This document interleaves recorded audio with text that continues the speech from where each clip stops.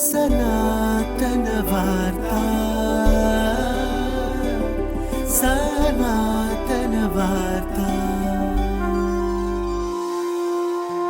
નમસ્તે, મારું નામ સૌરભ શુક્લ છે. સનાતન ધર્મની ઐતિહાસિક વાર્તાઓનું પોડકાસ્ટ એટલે સનાતન વાર્તા.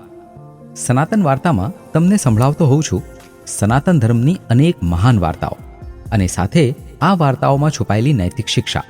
આ વાર્તાઓમાંથી શીખવા યોગ્ય વ્યાવહારિક તર્ક અને વૈજ્ઞાનિક તથ્યો વિશે પણ. ગયા અમુક એપિસોડ્સ તમે સાંભળ્યા હશે, તો હવે તમે સમુદ્ર મંથન વિશે અનેક વાતો જાણી ચૂક્યા હશો. સમુદ્ર મંથનની ઘટના એક આવશ્યક ઘટના હોવાની સાથે સાથે જ્ઞાન વિજ્ઞાનનો ખજાનો પણ છે. આ વાર્તા આપણામાં એક અત્યંત મહત્વપૂર્ણ વાત ડેવલપ કરવામાં સહાયતા કરે છે, અને એ છે આ વાતની સમજ કે જીવનમાં લેવાતા નિર્ણયો કેમ નીતિગત રીતે અને ભવિષ્યના સંદર્ભમાં સશક્ત હોવા જોઈએ. કેમ કોઈ પણ વાત, કામ અને નિર્ણયો તાર્કિક એટલે લોજિકલ હોવા જોઈએ.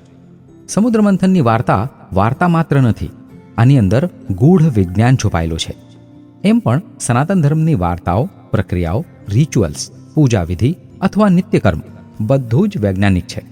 સમુદ્ર મંથનની વાર્તાની જ વાત કરીએ તો આમાં ફિઝિક્સ, બાયોલોજીથી લઈને સાયકોલોજી અને પોલિટિક્સ સુધી બધા જ પ્રકારનું જ્ઞાન છુપાયેલો છે. સમુદ્ર મંથનથી સૌથી પહેલા કાલકૂટ વિષ નીકળ્યું.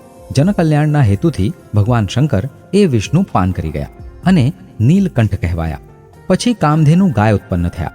ઋષિઓનું ભરણ પોષણ સરળતાથી થઈ શકે એ ઉદ્દેશ્યથી ઋષિઓને આપી દેવામાં આવ્યા. અનેક વર્ષો સુધી કામધેનુ ગાય ઋષિઓ પાસે જ રહ્યા.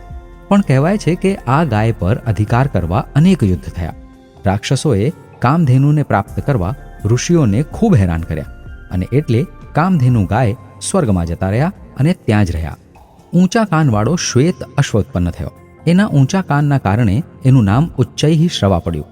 આ અશ્વ કહેવાય છે દૈત્યોના રાજા બલિએ લઈ લીધો હતો. પછી કંટ્રોવર્સી થઈ, યુદ્ધ થયા, અને પછી આ અશ્વ દેવરાજ ઇન્દ્ર પાસે જતો રહ્યો. ચલો વાર્તા આગળ વધારીએ. લાસ્ટ એપિસોડમાં વાત પાંચજન્ય નામના શંખના ઉત્પન્ન થવા સુધી પહોંચી હતી. હવે આગળ તો વાસુકી નાગના મુખ બાજુથી દૈત્યો અને પૂંછ બાજુથી દેવતાઓ સમુદ્ર મંથન કરી રહ્યા હતા. વાસુકીના વિષયુક્ત ફૂંફાળાના કારણે દૈત્યોને અસહ્ય પીડા થઈ રહી હતી, પણ અમરત્વની લાલસાના કારણે નિરંતર મંથનમાં લાગેલા જ હતા. પૂર્ણ વેગથી મંથન ચાલી રહ્યું હતું. ત્યારે જ સમુદ્રમાંથી અલૌકિક મણિ નીકળી, અત્યંત કાંતિમય અને ચમકદાર. આ મણિનું નામ હતું કૌસ્તુભ. આ મણિ એટલી ચમકદાર હતી કે એને જોવામાં પ્રોબ્લેમ થઈ રહ્યો હતો. આ મણિ અનેક પ્રકારના સંકટોથી રક્ષા કરવામાં સમર્થ હતી. હવે પ્રશ્ન એ ઊભો થઈ ગયો કે આટલી ચમકદાર મણિને ક્યાં મૂકવી? આવી વિશિષ્ટ મણિ કોણ ધારણ કરી શકે? કોઈ એવું જે મણિના તેજ કરતાં પણ વિશિષ્ટ હોય, ભૌતિકતાને સાચવી શકે અને કોઈ અયોગ્ય હાથમાં જતા રહેવાથી એનું રક્ષણ કરી શકે. આવી ક્ષમતાવાળા તો એક જ છે, ચતુર્ભુજ ભગવાન વિષ્ણુ. સમુદ્ર મંથનથી નીકળેલી આ અદ્ભુત મણિ ભગવાન વિષ્ણુને સમર્પિત કરવામાં આવી. હજી અમૃત પ્રાપ્ત નહોતું થયું, એટલે દેવતાઓ વાસુકીના પૂંછ તરફથી અને દૈત્યો વાસુકીના મુખ તરફથી પુનઃ સમુદ્ર મંથન કરવા લાગ્યા. મંથન કરતાં કરતાં અમૃત પ્રાપ્તિનો વિચાર દૈત્યો અને દાનવોના મનને ઉત્સાહથી ભરી દેતું હતું, અને એ પૂર્ણ વેગથી મંથન કરવામાં લાગી જતા હતા. અચાનક સમુદ્રમાંથી એક વિશાળ વૃક્ષ બહાર આવ્યું. આ વૃક્ષમાંથી અદ્ભુત આભા નીકળી રહી હતી. અત્યંત સુંદર અને સુગંધિત પુષ્પથી સુશોભિત આ વૃક્ષના અનેક નામો છે. આ વૃક્ષ કલ્પદ્રુમ, કલ્પવૃક્ષ, કલ્પતરુ ઇત્યાદિ અનેક નામોથી ઓળખાય છે. કહેવાય છે કે આ વૃક્ષ નીચે ઊભા રહી જે પણ માંગવામાં આવે એ અવશ્ય પ્રાપ્ત થાય છે. સર્વસંમતિથી આ વૃક્ષને સ્વર્ગમાં સ્થાપવા ઇન્દ્રદેવને આપી દેવાયો. ઇન્દ્રે આ વૃક્ષને સ્વર્ગમાં રોપી દીધો. આ કારણસર આ વૃક્ષ સ્વર્ગનું વૃક્ષ પણ કહેવાય છે. પારિજાત વૃક્ષને આ વૃક્ષ સમાન જ માનવામાં આવે છે.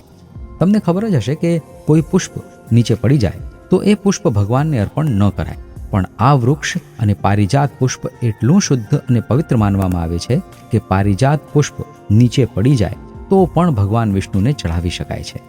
અચ્છા, એક વાત ઓબ્ઝર્વ કરી તમે? હજી સુધી જેટલા પણ રત્નો નીકળ્યા એમાં વારુણી સિવાય કોઈ પણ રત્નમાં દૈત્યોને કોઈ જ રુચિ નહોતી. અમૃત માટે ખૂબ જ ફોકસ્ડ હતા કદાચ, હે ને? તો વારુણીથી કેમ આકર્ષાયા? અહીં આ વાત સમજવી આવશ્યક છે કે રાક્ષસો વારુણીથી તો આકર્ષાયા, પણ અલૌકિક મણિ, અત્યંત બળવાન ઐરાવત હાથી કલ્પવૃક્ષ, એક પણ રત્ન રાક્ષસો તરફથી અટ્રેક્શન ન મેળવી શક્યા. આવું કેમ? સિમ્પલ છે. આવું એટલે કેમ કે દરેક પ્રાણી પોતાની પ્રકૃતિ પ્રમાણે જ વસ્તુઓથી આકર્ષાય છે. તામસિક અને વિલાસિતાની પ્રકૃતિવાળા રાક્ષસગણ આ જ કારણસર વારુણીથી આકર્ષાયા અને બીજા રત્નો પ્રત્યે ઉદાસીન રહ્યા. અમર થઈ ભોગ વિલાસમાં લિપ્ત રહેવાના વિચારના પ્રભાવથી અમૃત પ્રાપ્તિ માટે ઉત્સાહિત રહ્યા અને એટલે જ દરેક રત્નની પ્રાપ્તિ પછી પુનઃ સમુદ્ર મંથન માટે તત્પર રહેતા, વાસુકીના વિષયુક્ત ફૂંફાળાને સહન કરતા. હજી સમુદ્ર મંથનમાં ઘણું બધું છે.